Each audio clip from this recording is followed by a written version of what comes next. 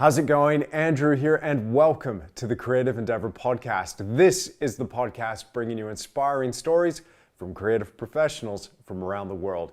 And in this episode, I've got a real treat for you. I'm talking to Lori McNEE, who's a fantastic landscape artist and somebody who's also really good at marketing herself using these new digital platforms. I've been wanting to talk to Lori for some time to pick her brain about how we can market ourselves digitally. I also wanted to hear more about her artistic journey. Lori does some fantastic paintings, but she was also an early adopter of Twitter. And then once she started getting into other social media platforms, it just spread from there. She's been teaching workshops all over the world, and I think she's got a unique insight on how we can market ourselves as artists. Now hang around to the very end, because at the end of this podcast, I've got a very special announcement for you and something that Lori's been working on that will help you market your work. Now, with this current global situation that we're all facing, I'm coming to you here from my house in lockdown and quarantine like I'm sure you are now. This has presented artists with so many new challenges, and we're going to need some tools to be able to face those challenges head on. So this is now the new mission for this podcast, is bringing you these inspiring stories, but also hopefully giving you some real tangible solutions to these challenges. So I really hope you enjoy this episode of The Creative Endeavour. Here's Lori McNEE.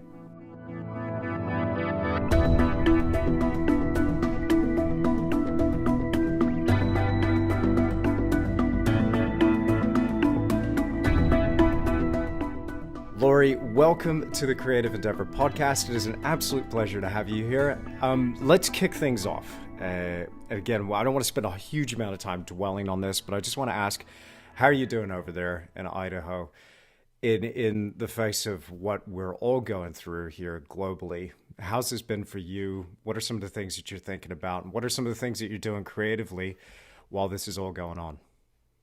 Well, thanks for having me today, and thanks for asking how I'm doing. It's been a really strange couple months for sure, and our little valley where I live has been hit really hard with the coronavirus. And I was telling you before we went on the air that we have over 500 cases with only 20,000 population in our Blaine County, and we've made national and international news. And that's not the kind of news that we want to be known for. But we are a resort community, and so during the winter, we have people coming and going. It's very international here. And people from Seattle have second homes. And, I think that is probably where it started. And it's been kind of interesting. Our mayor sequestered us pretty early ahead of the curve, so to speak. So we've been in lockdown for the most part, like the rest of the world. And luckily, we live in the beautiful mountains here. So I am able to get outside and go hike every day and take my dogs out, which is much nicer than a lot of people have it. So I'm pretty grateful for where I live right now. Yeah, there's something to be said for living in the countryside. I can kind of relate, even though we're under Yes. kind of house arrest, so to speak, and this self-isolation and quarantine. At least, we've been very fortunate here, Rachel and I, to be able to go for walks. And, there's only about 500 people in our town anyway, but just nearby we've got forest and some mountains and stuff that we can go. Right. Well, hills, anyway. The mountains are a little further away. But Yes. there's something to be said for getting outside and getting some sunshine. And a lot of people, they're just, like, my heart goes out to people that are stuck in apartments in places like Italy that just, all they have is their balcony, Absolutely. if they have that. I know. It's, I know. yeah. I know, and again, why I'm so grateful. But we still have our hardships as far as I don't get to see my family members that live in this town much at all. My grandchildren, I wave through the window, or I have kind of been a little bit more bold lately, and I've taken walks, but we stand about 20 feet apart, and so. Even though we have more elbow room in the mountains to be able to get out, we still are struggling with the same social issues that everybody else is struggling with. So, Yeah. but yeah, it's definitely changed. You also asked how it's affecting, my art life, and it's definitely changed. And so many of my events have been canceled, and workshops are canceled, or I keep pushing them back, and we'll see what happens. I'm supposed to take a group to South Africa in September, and so we're going to hold off until May and reevaluate and make the decision. But there's a good chance we will have to push it to 2021, excuse me. Yeah. So, and again, different events and my shows. I had a show in May up in Montana. I'm not able to continue with right now. So, yeah, it's a bit challenging. Wow. I've been thinking for a while, like how will artists survive this in terms of you know the bigger picture in the years to come? Because anytime we have any sort of global situation or any hit to the economy, it sends ripples out, and art is one of those things, unfortunately, along with things like automobiles and jewelry and boats and all sorts of things. Right. It's the things that we don't Luxury need. items. Yeah, the things that we don't need Yes. for our survival and daily life. These issues, these situations normally knock those sorts of things out. How do you feel going into this and looking at the impending economic situations and fallout from this? What are you thinking about some of the things that you might do to prepare yourself, or maybe still like maintain your art career, maintain your creativity? What are you thinking about there? So I'm already starting to pivot, which I did. If you recall, back in 2008, we had another crash, and that was a really interesting time for me personally because I had just overcome, went through a divorce in 2007. I was an empty nester on the verge of that, finding myself alone in the house, and then the stock market crashes, so the real estate market crashed, so art wasn't selling, and it was a scary time. And so I discovered blogging back then, and that's when I started my blog, finearttips.com, which I still have, and started blogging. And then I discovered social media back then because I knew once I started a blog, I needed to get my message out there, because when you start a blog, it's like, who's going to find me?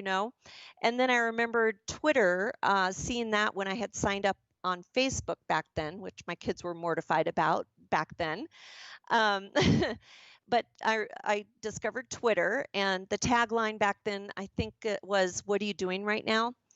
And I understood right away what that meant. I put my new blog post in there with a little 140 tweet, and within probably a year or so, I was one of the top 100 women on the world on Twitter. And so, yeah, it was really cool, and I was able to sustain that momentum for quite a few years. And I was invited to tweet the red carpet events. I was at the BAFTA awards and the Oscars and fun things. But I had to start to make an important decision. Was I going to be a social media personality that painted part-time, or was I going to be an artist that did social media part-time? And so I chose the latter, and that's what I've been continuing. And so I've had Fine Art Tips, and then I have continued with my professional art career, and I still do some keynote speaking and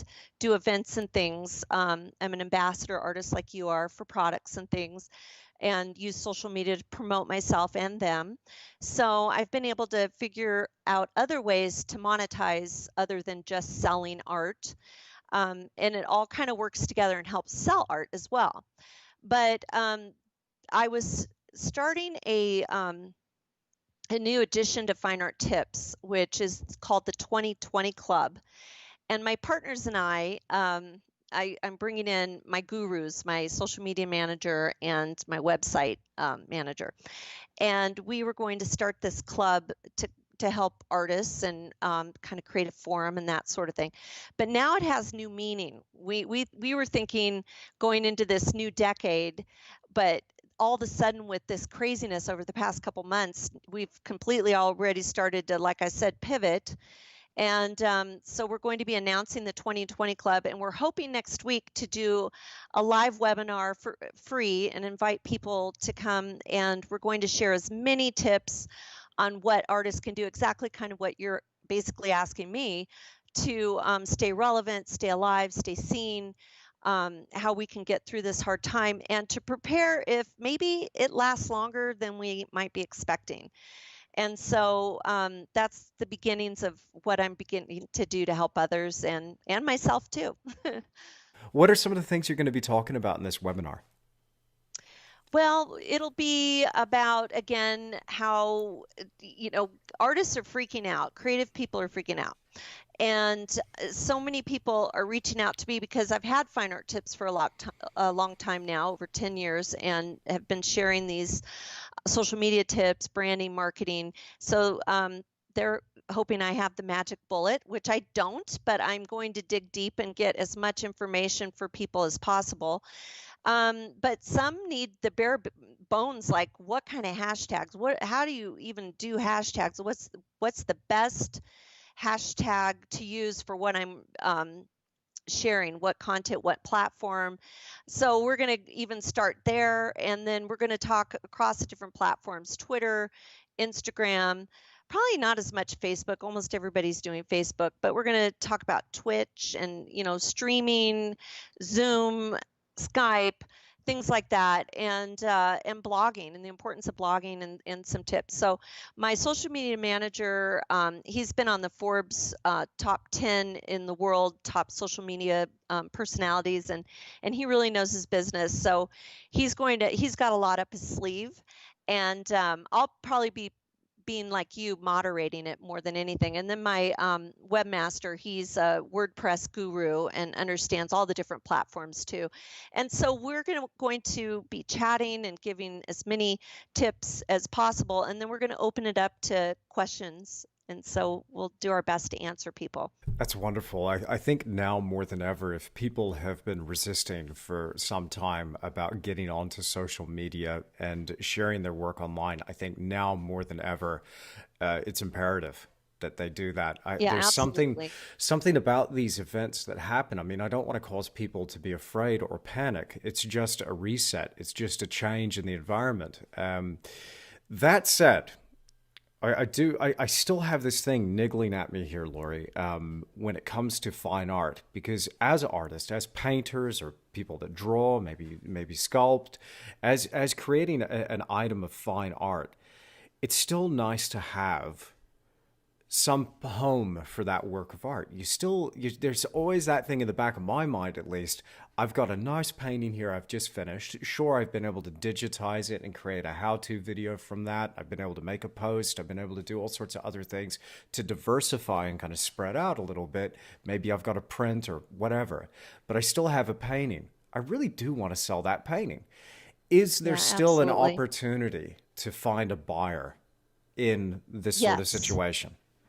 Yes, of course. And there are people that are still going to be able to afford to buy art, but it's, of course, the galleries are closed right now, and most of the galleries are scrambling, just like the artists, to get their names out there and the artists' work out there, which is going to continue.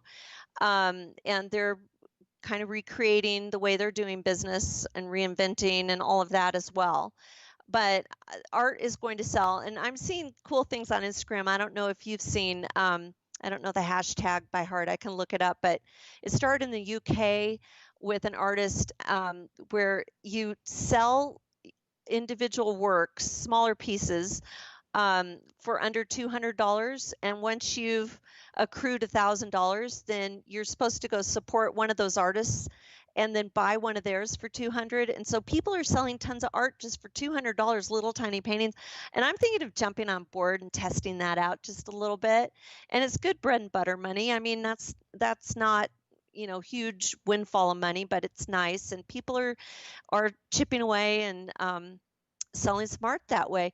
The galleries are doing online sales, and I just talked to a friend of mine who's from Jackson Hole, and he said that Tom, who's the the wildlife photographer that's so famous, Tom Mangelson, I think's his name. But anyway, he just sold like a $20,000 print yesterday or something, just craziness. So things are selling and they will. And I'm sure that things are going to change.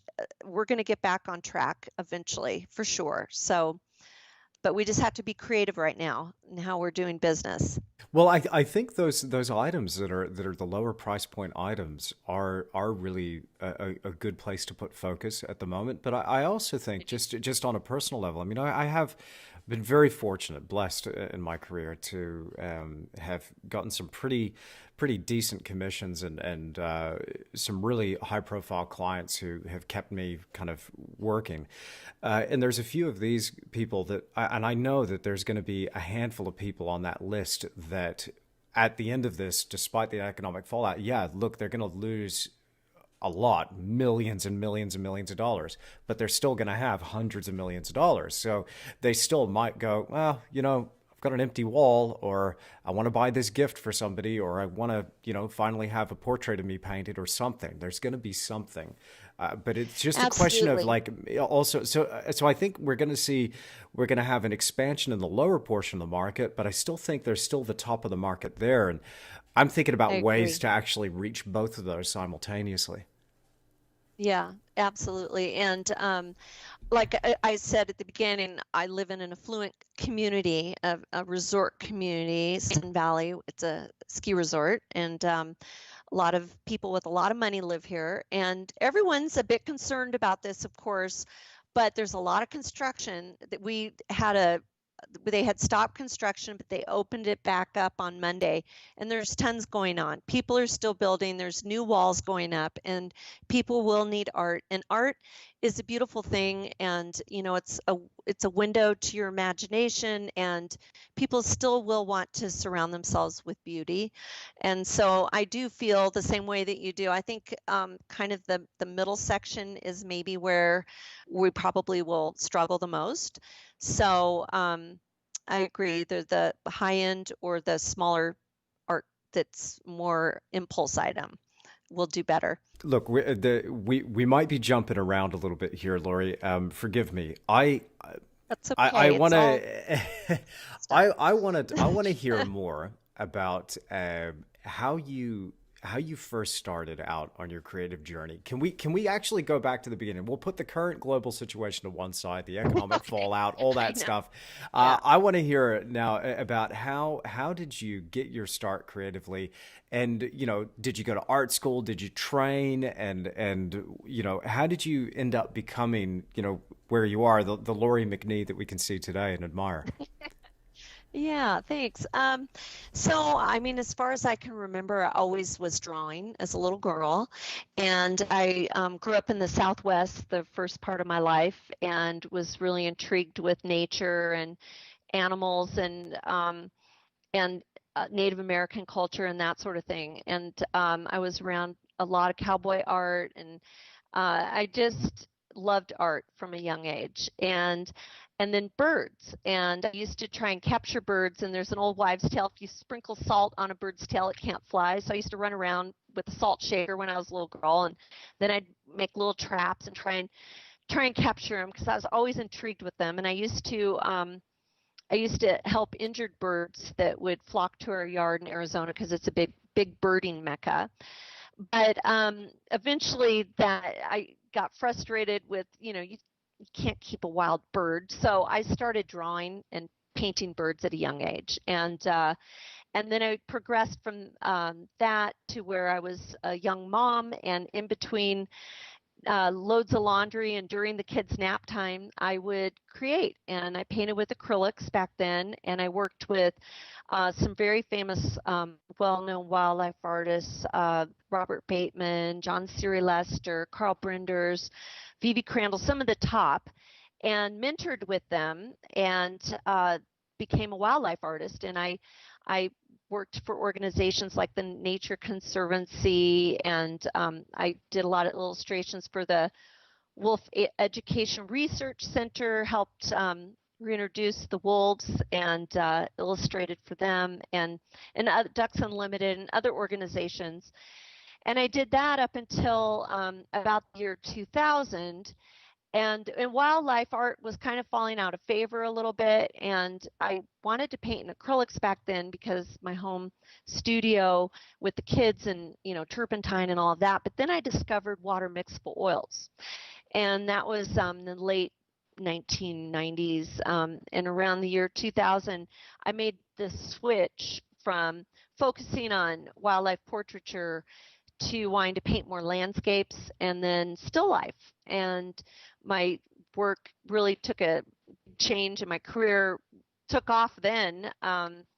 And got back into the galleries, and kind of that's been the path I've been on since about 2000, landscape and still life primarily. You mentioned there some really fantastic, unbelievable wildlife artists and painters, like people like Yes, Robert Bateman and Brenders. I mean, my goodness, like that would have been so cool I to be know. able to study directly with So those cool. guys.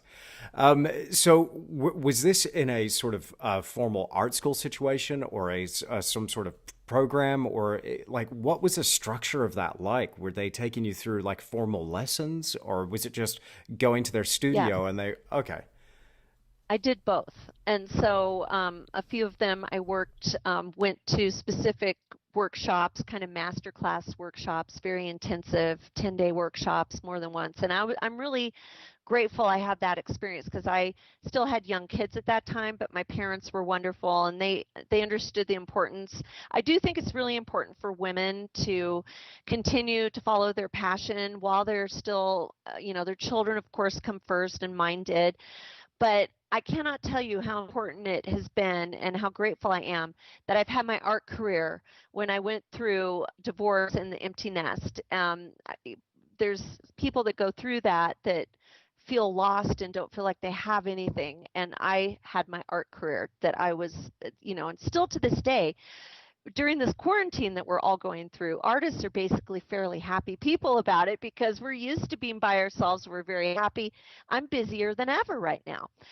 So anyway, so I was very grateful that my parents helped out, and they would babysit, and sometimes they'd even come with me, and I'd be able to go work with these esteemed artists during the day and then be with the kids at night and in the mornings and stuff. And so it just was different for each instructor I was working with, but I went multiple times with Robert Bateman and John Siri Lester and Carl Brenders, in fact. And then Vivi Crandall is a woman. She's no longer around, but she was a really fabulous gal from Germany and such a character. And she lived in Wyoming and Casper.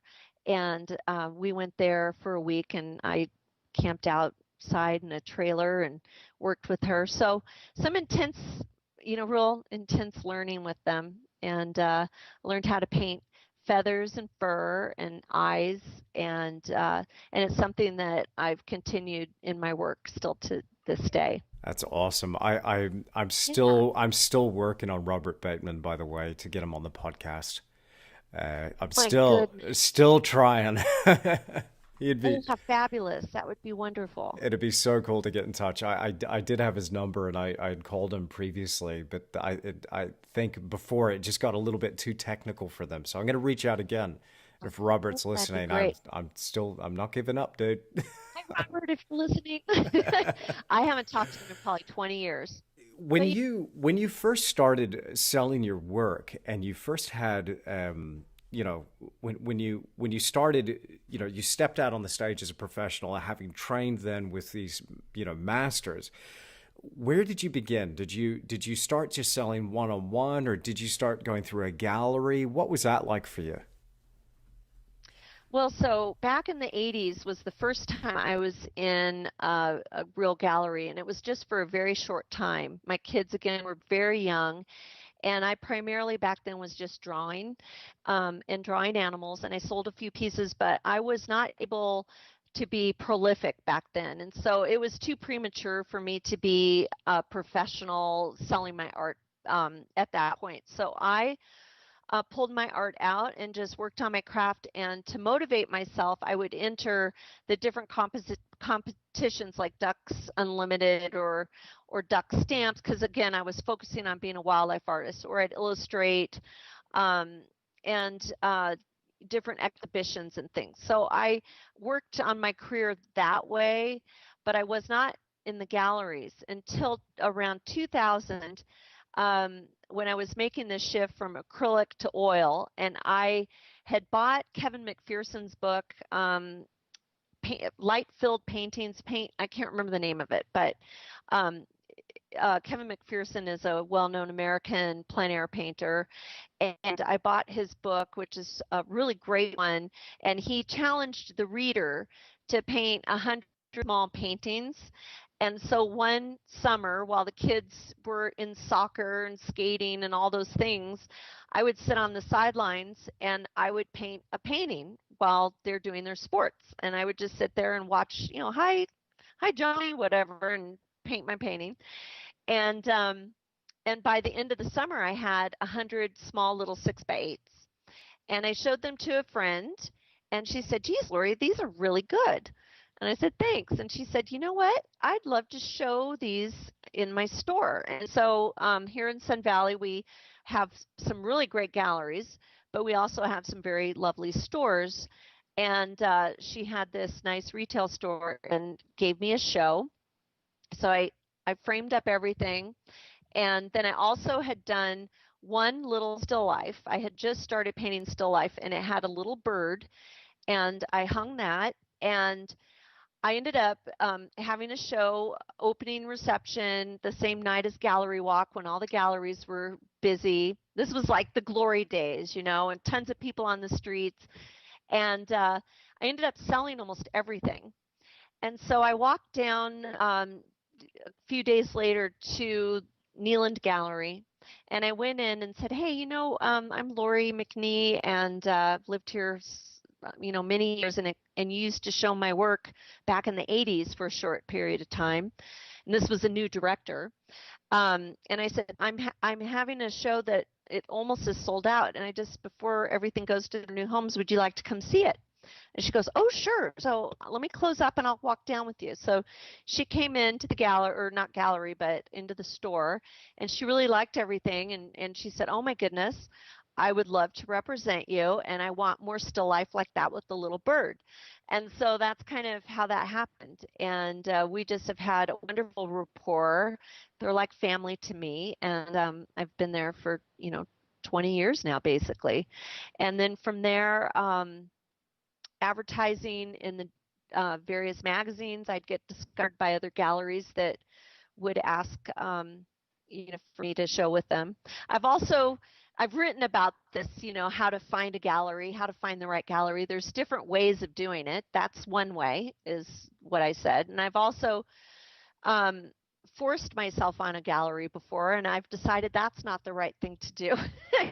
So one time I just really wanted this gallery, and they were down in Utah, and I felt like it was a really good fit. And I took some art down there and just walked in the doors, and it was a husband and wife, and the husband really liked my work, and the wife was more cool, lukewarm on it. And then he said, "Oh, honey, let's give it a whirl," and da da da. Well, they ended up getting divorced later, and my work was sent back to me. But it was a good lesson, because I learned that you really want the gallery, the director, the owner to be excited. You want the person representing you to really be an advocate, because they're your business partner.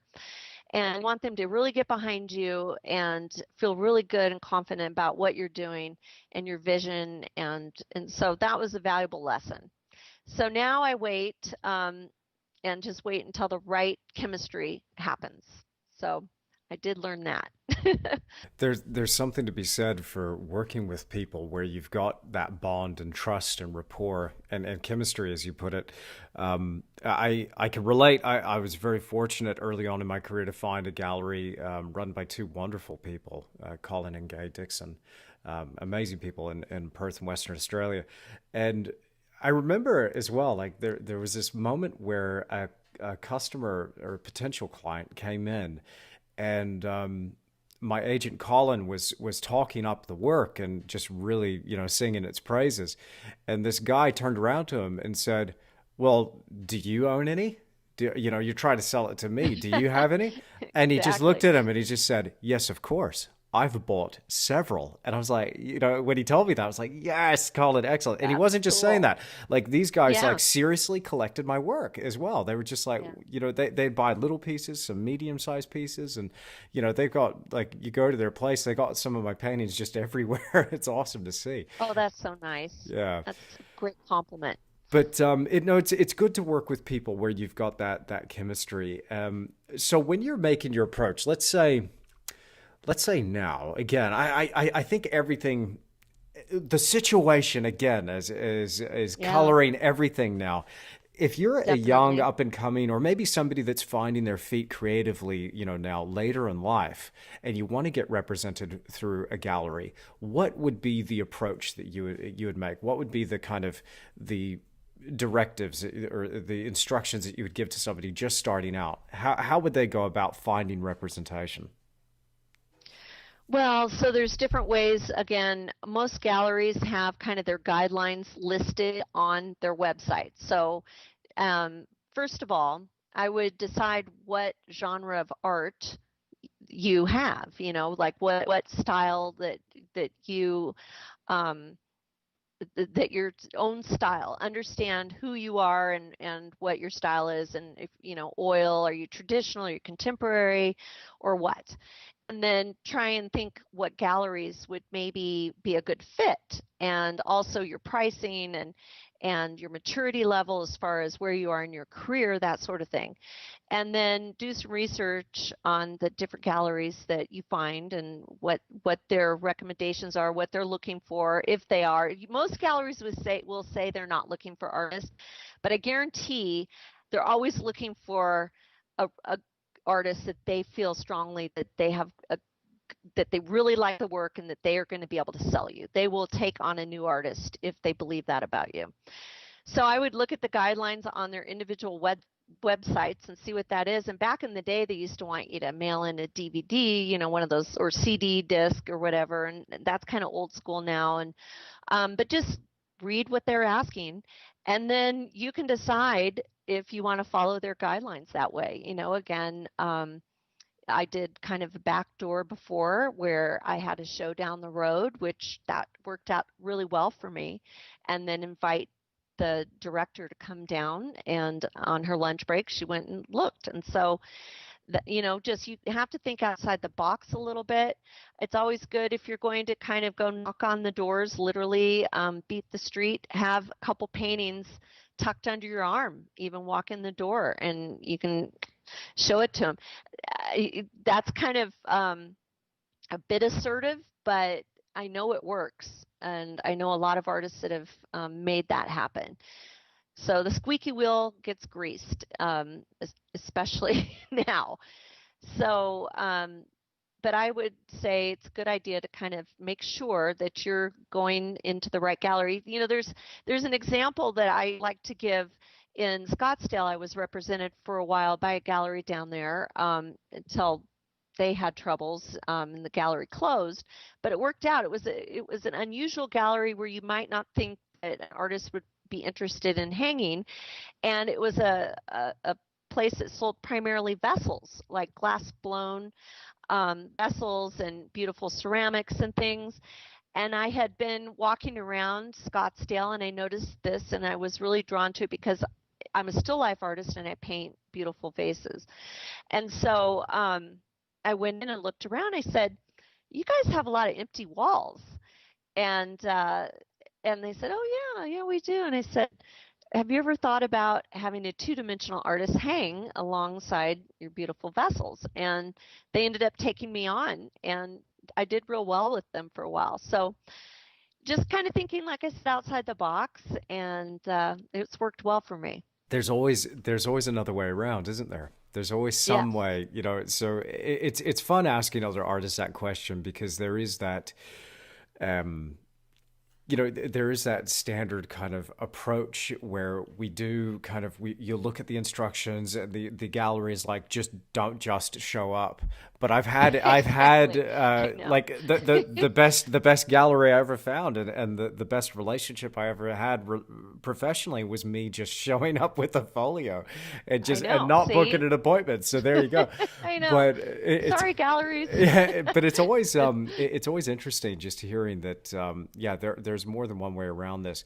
I think, though, if I may just insert this as well into the conversation, I think there's something to be said for persistence, because one of the things I Yes, found is that I heard the word no a lot more than I heard yes.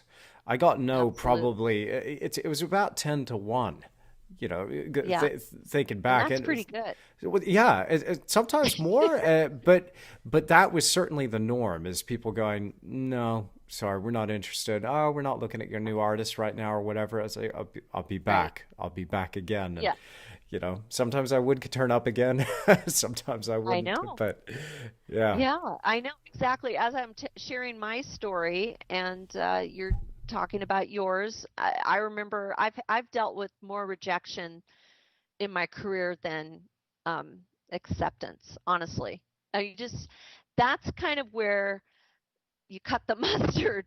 A lot of people give up because you have to develop a thick skin, and you have to, even in social media. If you care about what everybody's saying, you're going to have your haters and naysayers, and you just have to be true to yourself, be true to your voice, and stay the course and believe in yourself.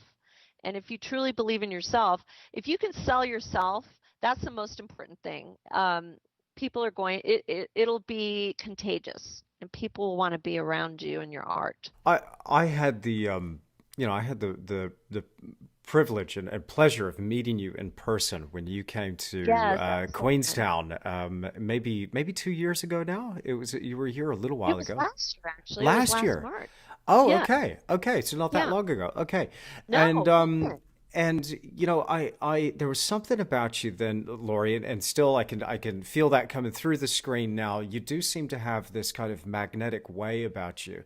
And I imagine that part of that personality and part of putting yourself out there, that's got to be vitally important for the artist. I don't know. Is that something you think you could teach other people? Is that something that you think maybe other artists these days are missing? Because that's something I've thought about a bunch. It's like a lot of people have lost it. The gig's up even before they've tried. I mean, and Right. like it comes down to an attitude thing. Let me give you an example. I'm asking this question very, very poorly. My apologies. But No, let, okay. let's look at social media, for example, right? And making an approach or a pitch and putting yourself out there to people on social media. I have so many people emailing me going, I want to get out there, I want to show my work, but at the same time, I hate social media because I don't want it to be all about me, or I feel uncomfortable or whatever. How do you get through to those people and kind of guide them and say, hey, look, this is what you got to sell yourself. You got to put yourself out there, and you got to do it in a positive, loving, fun, friendly way. Right. Well, I've been doing that since 2009 with my blog and my work on social media. And I actually am a real shy person. I know it's hard to believe, but I really was growing up. I mean, around family and friends, I wasn't, but I almost passed out every time I had to get up in front of a crowd in high school and had to give a speech. And I'll tell you, it's something, again, good things come out of bad. And when I went through a divorce, it was a really good time for me to grow and reinvent myself. And I decided I was tired of being afraid of things. And so I just started taking on challenges and speaking in front of people. And now I really enjoy it. And I love helping others. I find I have a lot of purpose. Like when this whole crisis has been happening, I feel really compelled that I want to help people to the best of my ability. I don't have all the answers, but I know more than a lot of people. And then I'm going to have people that know more than me. And I just think that it's really important for me to share. And and one of the things I have shared is how to get yourself out there and how to do social media and how to use it. But it is about we. It's not just about me. And if we can make a shift to not just think of it in a narcissistic way, some platforms are more narcissistic than others, and Instagram's one of them that it seems like it is more about us.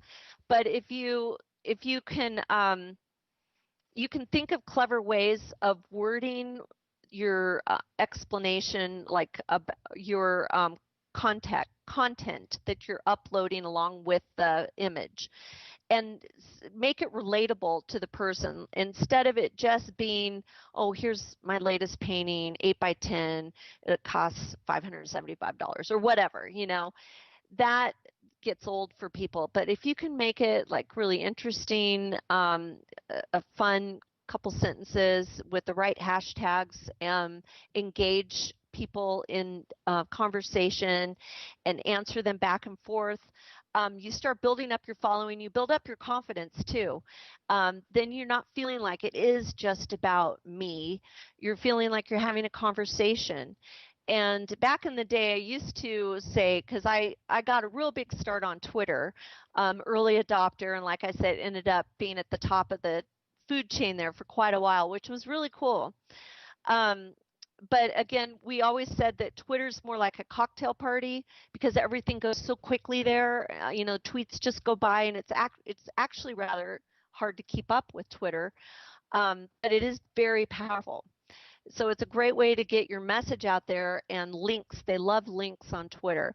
Facebook, we always said, was more like a dinner party where you go from the cocktail party to the dinner party. And I would say Instagram's similar that way too, where you can have slower conversations with people, and the content stays there longer and doesn't disappear. But so I just encourage people to put themselves out there. It's so important, though. I still am a very big believer in owning your own content, with a blog, a website. Have that's your storefront, and you do own that. Own your own domain. Whereas, these third-party applications, Facebook owns your content, Instagram, Twitter, and we use them, and they're very powerful, but they can shut you down. And I've had it happen to me. I've posted something, they said, oh, that's nudity, and before you know it, they've locked your site down, and you have to request, that's what I mean. So you don't want to rely solely. It's better than nothing, though, if you don't have a website. But you should always be driving your traffic back to your own domain, and your own storefront, where your content is, your own content that you own. And but I just encourage people to put themselves out there. And if an artist is afraid to be interviewed, you're going to edit. Hopefully you're going to edit and make it more comfortable on them. Going live is different. I'll be going live this next week. But part of the, people are really enjoying, like right now, everyone is on quarantine. All the talk show hosts, all the news broadcasters, they're all in their home. They go from their day pajamas to their night pajamas, and it's really interesting. We can get away with a lot being pretty casual. And if you screw up, you're human, and it actually makes you endearing, I think. That's my excuse, at least. So I can totally relate to the screwing up part. Exactly. Because look, I'm a human being, but that was the worst. That was the worst fear, especially going on YouTube. Like in the beginning, I was thinking, man, I can't go onto YouTube. It has to be perfect. It has to be polished. And there was I made a post a while ago where I posted something on Instagram where I was trying to deliver my lines to the camera, and I just kept stumbling over one line after another, just to show people. So I filmed it properly. That ended up going in the video, but I wanted to show, like, I had my mobile phone in the background just shooting this thing, so people could see what it was actually like. And it was like pulling teeth. But people were like, "Wow, I actually had no idea." But there was something about that post that people were like, "Actually, I like this so much more now. Like, this is that was great to see. You know, it's like Yeah. a kind of a human moment, so to speak." But there is something about that that way. You know, if you're an artist, you're putting yourself out there. I think there's such power in letting people know and showing them, hey, look, we're all the same. We're all in this together. We're all doing Yes. this thing together, and there's a real connection that forms. You know, Yeah, I agree. I don't know where this idea that you have to be perfect, polished, you know, everything has to, I don't know where that idea came from. I mean, but it's out there, it's everywhere. And that was I something know. especially that was in my mind when I started mixing with some real big wigs and, you know, millionaires and billionaires, and trying to get them to buy my paintings. They were bored of that polished kind of thing, and they didn't want, Oh, yeah. everybody was just kind of fussing around them. And then so now we're sitting down having a real conversation, and it was suddenly I just realized I'm talking to somebody worth $3.5 billion right now, and it's like, and I'm just being myself. Like, and I couldn't. But they love that. They Yeah, want yeah. that too, Yeah, really. it's kind of, I don't know, it's kind of interesting though. It's just, if there's one thing that I would love to get out there, is just be you and put yourself out Right. there, you know, warts and all, Absolutely. the whole thing, in your PJs. Absolutely. Just be yourself in your PJs. I know. And that's what's really fun about the Instagram stories or the Facebook stories that I think are really a neat way to build your brand, is just do little fun, goofy snippets, and you can add all these funny little GIFs and things. And I'm going to talk about that in my webinar next week. But I think that's a really fun way to have people peer into your life, in your slippers or whatever, and not worry, like you said, about being so perfect. Just be you. And if you are perfect, good for you, you know, but just kind of have fun and don't take yourself too seriously. Angels fly because they don't take themselves seriously. They take themselves lightly, so they can fly. I like that a lot. Yeah, So this webinar, well, let me ask you a few more things about this, because you know, you seem sure. to have this is a thing I really admire about you. You seem to have this streak where you actually really want to help other people get ahead with their art career. So this webinar that you're giving, is this a free webinar? Is this just information you're just putting out there? It's free. Yes, it's going to be free. And Awesome. then I was planning on starting a whole new website called the 2020 Club up until the other day. I've been working on this, and all of a sudden it just wasn't feeling right to me, because I already have fine art tips and it's got thousands of wonderful bits of content, that are evergreen. Evergreen means it doesn't have a shelf life. And so you can go dig in there and find all kinds of neat little gems of information to help with your art or your art business or whatever, social media. So I've decided now this is going to be a page that lives within finearttips.com. So, but it will be the 2020 Club, and I will send you the link in a day or so when I have that up and live. And yes, I've always felt compelled. I was the little girl saving baby birds and all of that, and I just have that in me, I guess. I do love to help people, and I want people to be comfortable around me, and I want them to be happy. And it's my own little way of helping make the world a better place, I guess. And I try and do that through my art as well, and just trying to be a good person. And I feel like I feel a responsibility when I have knowledge. I feel like I have to share it. I just like to. So I'll monetize in other ways. I eventually will probably have some kind of, I have things that I sell on my site, and that's indirect monetizing, but the webinar is going to be free. Maybe sometime I'll start teaching some Zoom where I might charge a little bit for specific teaching at my easel, and I might be doing that in the near future. But yeah, this will be free. Awesome, awesome. Well, I will certainly be there, and I would be watching with Oh, good. interest. That's no, I And I'd can't. love to interview you someday. Yeah. Well, hopefully I have something intelligent to say. We'll see. Oh, I think so. I think so. Well, it's great. I think there still is a lot of room for hope, and room for optimism, despite what's going on in the world. I think also as artists, being creative thinkers, I think it's weird. We're a mixed bag, aren't we, as creatives? Because on one hand, I see us as being so sensitive and fragile, and Yes. we feel all of this stuff going on around us. We're feelers, and then but at the same time, we've got this ability to be light on our feet and think in creative ways that are outside of the box and go, oh wait, there's another way I could go around this. The same thing that you would apply to a composition and a painting is the same thing you could apply to your business, which is something I Right. just find so fascinating. And this is a thing that gets me, with a lot of people still holding on to old paradigms that seem to be falling by the wayside. There, again, I keep coming back to this one comment on a YouTube video where a guy was like, you know what? Nah, I don't dig social media at all. It's just empty. It's all about the numbers. I'm like, dude, if that's the way you feel, you're missing out on an opportunity here. I don't feel that at all. Yeah, I he I, I doesn't don't. understand. No. I feel it's about community. I feel like it's about Oh, like, it totally is.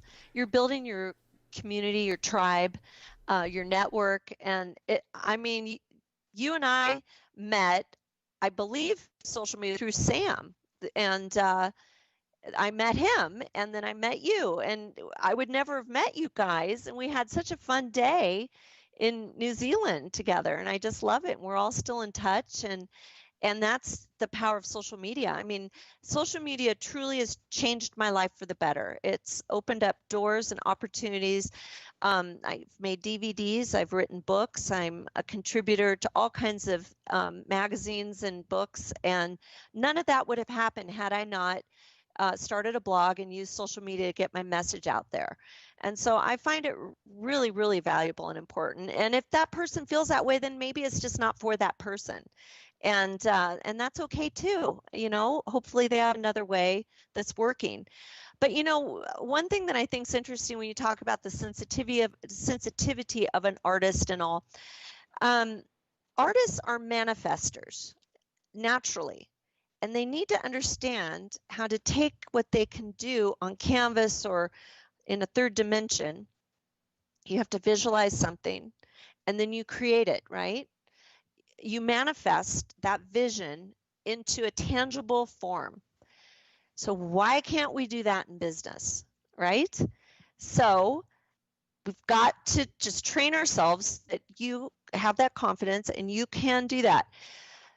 Exciting things happen in recessions and in depressions. Mighty empires have been built during the hardest times. Disney was founded during a depression. I mean, you go through. There's a long list of household names that have risen through the from the ashes during repressions, depressions, and wartime. So we can do it now too, and you just have to have the confidence. And like you said, it's another kick in the pants just to not let yourself be afraid of rejection and failure, and just keep going and keep doing your best, and keep striving and thinking of new ideas. it's interesting. I was talking to well, one of the early podcast guests. His name was Dr. DeMartini. Was one of the Hmm. contributors to the movie The Secret, and he's a personal development speaker, Hmm. motivational type guy. I Really, love that movie. really interesting guy. And he was talking in one of his presentations once about the different centers of the brain, that when we're stressed out, the blood flow seems to go to the reptilian part of the brain, that base structure, which basically is very binary. It's got either fight or flight, and it can only react, and it is reactive, and it's a very on or off type thing, binary. But when we're thinking about something creative, when we're not in a fight or flight state and we're just in more of a flow state, we have these centers of the brain that are available to us in our, prefrontal lobes here Right. that Hmm. are responsible for that creative thought. There's something interesting though. When we get fearful or stressed out, that blood flow is restricted right back to that reptilian brain, and we go straight into a binary nature. And that's how we could, if we're watching the news or we're getting stressed or fearful, we're no longer thinking creatively. It's like, oh no, it's all turned to custard. Like, what are we going to do? Hmm. Oh no, and then suddenly now you're not going to paint your best painting. You're not going to sculpt your best sculpture. You're not going to be able to do the creative things that you have to do. And you're certainly not going to make good business decisions, in Right. that sort of situation. And I think there's something to be said for looking at, okay, let's say a recession does come. And I've said this in some episodes and maybe some episodes that are due to come out as well, that we're probably looking at a recession or a depression. So, in that situation, are all of the opportunities just gone? No. There's still going to be No. loads because we can look back in the past and we can see that, my goodness, IBM, Disney, all Yes. of these, massive companies were started. Think Right. about Coca-Cola sold out the Yes. wazoo during the Depression. Exactly. There's still opportunities. I know. Absolutely. And a way to help mitigate that response is to have some quiet and meditate, you know, and pray, if you're open to that idea. And that helps move that back into the creative cortex of the brain. And if you can kind of push through that feeling, and just honestly, painting and drawing is a meditation in itself. And if you can just push through that inertia that's trying to keep you from doing what you really should be doing, that will make you more at ease. Yeah, if you can, even just going for a walk. And I know right now it's really hard, not everybody is able to, but like yesterday I was kind of feeling like that. I was a little down and missing people in my normal life, and not feeling real creative. And I was able to luckily be able to go out for a hike, and I felt like taking a nap, but I felt so much better after I just got out there and forced myself to kind of push through that gloomy feeling. So I just think people need to take charge right now and be kind to themselves. And when they start feeling gloomy and not feeling like they should be painting, I think they should go paint. I think Van Gogh said something like, when you hear that voice in your head that says you can't paint, he said, paint, and that voice will be silenced. And I really believe that to be true. Van Gogh was a really tortured guy, but he was switched on in so many ways. I think he I really love Van Gogh. he understood so much about the artist's life and He's very sensitive. yeah, what an incredibly sensitive person. Yeah. But yeah, he's a real hero of mine too. Did you Yeah. have you seen the museum? No, I went to his I've museum. never been. That's No. amazing. Oh, They're cool. struggling right now, I've heard. So any love you can shoot to the Van Gogh Museum, do that. Um, Maybe they just but could it's sell one of the originals. I don't know. Sorry, that's terrible. oh, they're- yeah, help them out. Buy a painting. Um, but yeah, museums, they're going through tough times right now too. But I love that museum. That was an incredible man. His Hmm. story. Do you I know? I was able to visit there this last May after I taught in I've been teaching in Monet's gardens for quite a few years, and I did that, and then I took the train on up to Amsterdam and then went to the museum. It was really special. I remember you saying that you taught for a Yeah. while at Monet's Garden. What was that like? That would have been incredibly cool. Very incredible. So again, this goes back to the power of social media. I was invited, oh gosh, it's been about 5 or 6 years now, to Atlanta to be at a big trade show, uh, teaching social media.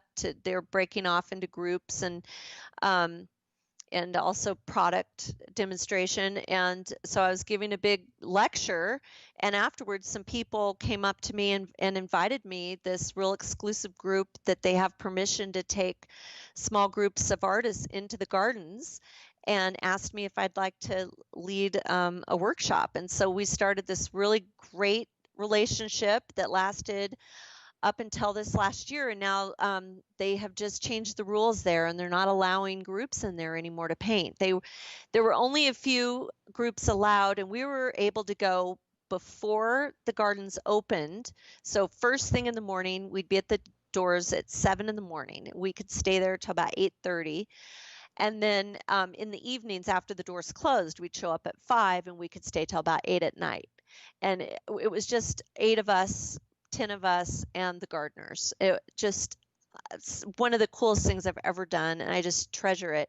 And I'm hoping my contact's going to go talk to them in person, and hopefully we'll be able to maybe get back in there. But right now, people abused the privilege, not our group, but there was another group, and they closed the doors on that. So that's changed a little bit. Dang, yeah, yeah. I know. That'd be so cool to see. One day I hope to get there and see You've it for got to get myself. there. Yeah. And just the little town of Giverny, the history, the Americans that used to go there, and then the French that would be there. Very wonderful time back in history where they all painted at the turn of the century, and it's just amazing, and it's very much intact the way it was back then. It's just a tiny little village. Barely anybody lives there, and barely any cars. A lot of cows and pastures. It's very pastoral and beautiful. But the gardens are incredible. And what a gift he left us all. Yeah. Yeah. Absolutely. Do you But I'll know? be back. If I just Yeah, want to go, say, please, please. supposed to be going back to New Zealand to teach a workshop in March, the end of February, early March 2021. So I'm Oh, hoping I'll be back cool. there. Oh, Yeah, and great. We'll have to go out I painting. know. So absolutely, I know. I can't wait. So I started advertising right before this happened, and then I've decided just to wait. It doesn't feel appropriate, really. So I'll hopefully be able to get that class filled and be back over there. Hmm. So Okay. I'm excited. I Yeah. I, I I want have my to. little my jade bracelet. Oh yeah, awesome. You still got that one. Yeah, I do. That's brilliant. So go ahead. Sorry.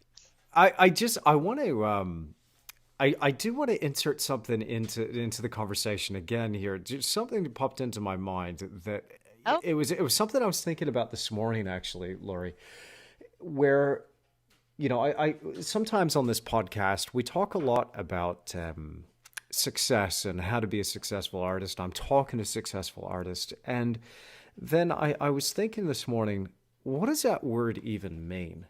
And what does being oh, successful even mean? Like, what's that about? And I was, talking to my wife by the fire this morning, and we were just kind of reflecting on this a little bit. I used to, early in my career, when things were taking off, I was very success conscious and very motivated. And still I'm motivated and driven, absolutely. But then if you had asked me, I wanted to just be this top selling artist. I wanted to live in a mansion. I wanted to, drive a real fancy car. I wanted all of this stuff. And then the older I get, the more my definition of success is changing. It was just something interesting. I was wondering if you wouldn't mind talking on that a little bit as well. But what the realization that I had was, look, the only space that matters, and I tell you what really started. Okay, I'm jumping all over the place again. The place I really started thinking about this, I had to set up a studio here at home in the corner. I have this brand new studio that is massive, and it's in an old building, an old warehouse. The building was empty and derelict. There was nothing going to happen with this building. It had been on the market for years. I got in touch with the landlord, ended up becoming a friend, and he's a great guy, and he just offered me a great deal on the rent, and he knew it was going to be occupied and somebody would fix it up. But then it wasn't going to get damaged. It would have some upkeep to it, but I got a really massive studio for cheap. And That's so then, great. then I had to move back into the house, set up this easel in the corner. Somebody commented on the post saying, "Well, now you know what it's like. Now you know what it's like for the rest of us." I've had a studio in the corner of the room for years. Like I always knew what that was like. That's where I lived. But it caused me to think about what does it mean to be successful? What does it mean to be, really truly, I guess, happy. And I realized through this has been a massive reset for myself, and I know for many others out there. I've just kind of thought, you know what? It ain't about that. It's about the 2 feet between me and that painting. That's the only space that matters. Who cares how big the space is? It doesn't matter. And then it was like, well, what does success look like even? What does being a successful artist look like? Does it mean I have to have this huge studio? And I thought, no, success for me looks like owning my own home, which is a little home. We got a tiny little house here in the South Hmm. Island, and it was built in 1875, but it's a nice little piece of property, nice little plot of land. It was not expensive at all, and it's because we're so far out. We're in this little Yeah, tiny you're in a town, and, beautiful and area. a tiny little town in the middle of nowhere practically, but it's a great spot. But then I was thinking, what else does that mean? Well, it means having my own garden, maybe some chickens, maybe raising a family. But I started thinking it ain't about the money. It ain't about, having a mansion. It ain't about so I think what's really important for me was just this idea of going, no, I need to redefine what that means. I really need to redefine and go, okay, I want to be a successful artist. Wait, stop right there. What does success mean to you? I love that. I love and you've done this at a fairly young age too, just to have that maturity to, but that's more how I feel like that. But maybe when I was a bit younger, I still was striving more so. Um, but I think success is very relative, just like the word rich. What is rich? Of course, we look at billionaires. Okay, we know they're rich, but at what point is someone rich? It's very relative and it's personal.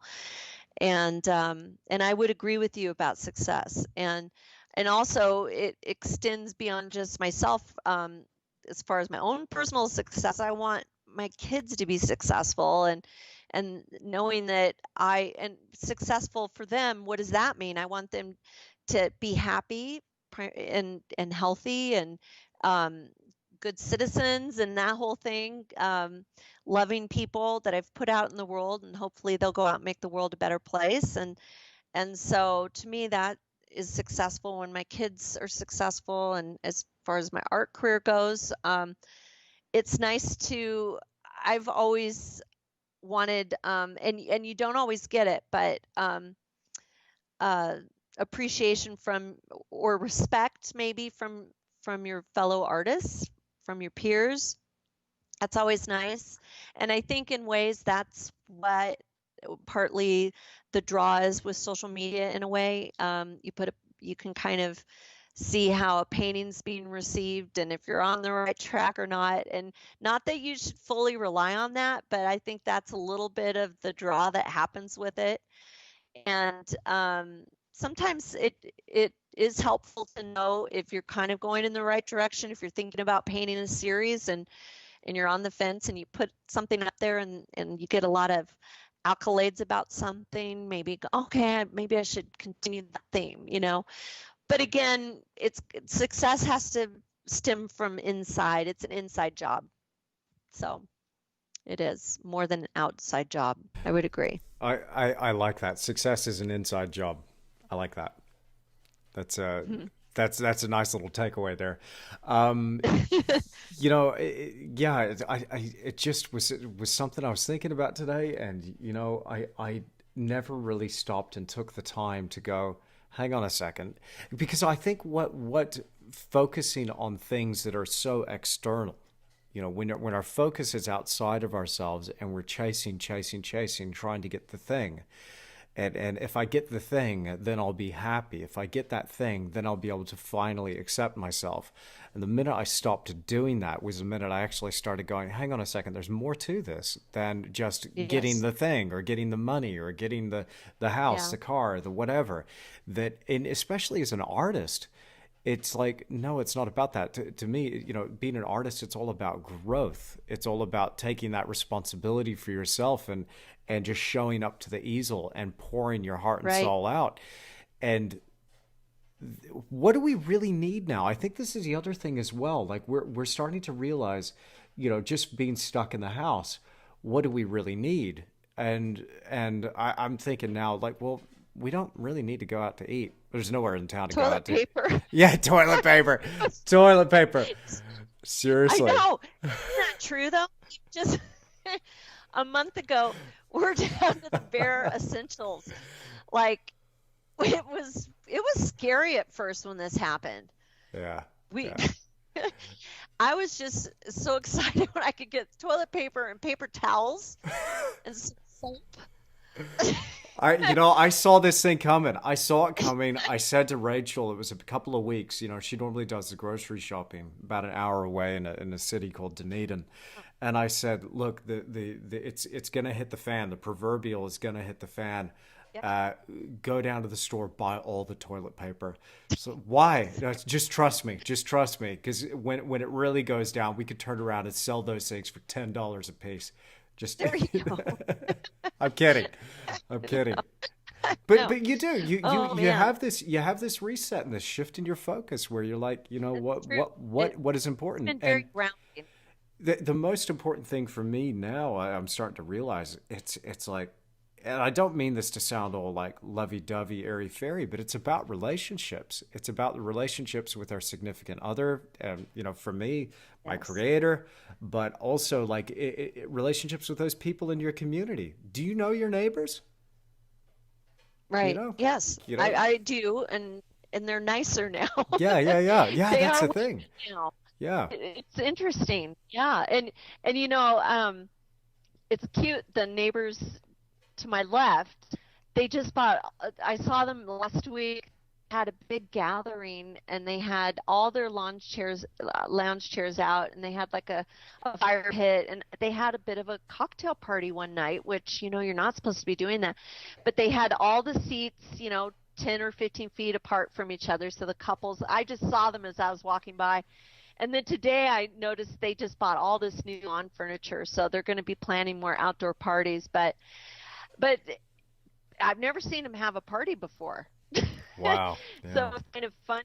Um, but it's true, the relationships and staying in touch and it's interesting how much Zoom has taken off and Skype and yeah. all these other online ways to communicate. Hmm. I'm communicating more with my extended family now than I have in years. We talk every Sunday now. We have a family Zoom meeting. So um, Wow, we're definitely connecting more. So yeah. good's coming out of this. Yeah, I that is believe so. awesome. Yeah, and I'll say that, yeah, definitely for me too, connecting a lot more with friends and family via Yeah. Skype. Whereas Yeah. before, it's like, no, I'm too busy. I'm sorry. And I was always the guy that was just running around, and I was too busy, too busy, too busy. And I'm busy, but now it's like, yeah, come on, what are you doing? You can't pick up the phone and call. You can't pick up the phone and Right. Skype somebody and make that connection. It's been awesome. I've been talking to my buddy Sam a lot more. We're going to get him on the podcast and talk all Oh, about good. Good, talk all good. about Tell him hi. cryptocurrency. I will. I will. Exactly. He moved Awesome. north, didn't he? He's way up the top of the North Island of New Yeah. Zealand, and it's Yeah. beautiful up there. I mean, New Zealand for the most part can be pretty cold and it's pretty isolated, but you can grow bananas up there, the far Yeah. north of the North Island, and all sorts of tropical fruit. Great. So he's loving it, and he's Good an for avid Sam. gardener, and Yeah. yeah, he's loving life. He's got a son now who's a little over one, and Theodore is just a gorgeous kid. He's a Oh, I little. bet. Yeah, yeah, they're very happy. Him and Sinead and Good. his family. It's wonderful. So I'm looking forward to having him on the podcast and catching up with him. But I will certainly tell him you said hi. Okay, good. Well, Laurie, this has been a great conversation. I really enjoyed it. Thank you so much for coming onto the show. It's been a pleasure having you here on the Creative Endeavour podcast. Thanks so much for having me. It was great to see you, and I hope to see you in New Zealand in March 2021. Can't wait. Can't wait. Thanks, Laurie. Thank you. Well, I really hope that you've enjoyed this episode of the Creative Endeavour podcast, and a huge thank you to Laurie McNEE for joining me. If you want to see some of Laurie's work and follow her on social media, I'm going to put all those links in the description down below. Now, Laurie has got a webinar coming out very, very soon. If you're just watching this, the date of that webinar is the 28th of April, 2020. That link is down below as well. You don't want to miss this. In this webinar is going to be some vital information on how you can market yourself better as an artist and take advantage of some of these tools that you have access to right now. So I've put all those details in the description down below. Now, just to let you know, for full transparency, Laurie didn't pay me to mention this at all.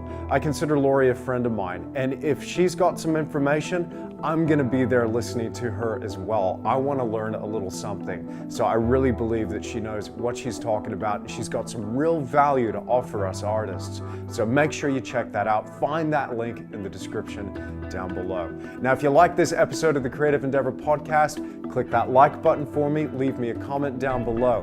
If you want to come back for more, see more podcasts just like this, some of my sketching videos or my painting tutorials, then you got to be subscribed to this channel. Click that notification icon so you're notified when I upload another video. As always, you can find me on social media. Those links are down below as well. But most important, make sure you're subscribed through my website at andrewtischler.com. Thank you so much for stopping by. I've really enjoyed your company. I'll see you again really, really soon.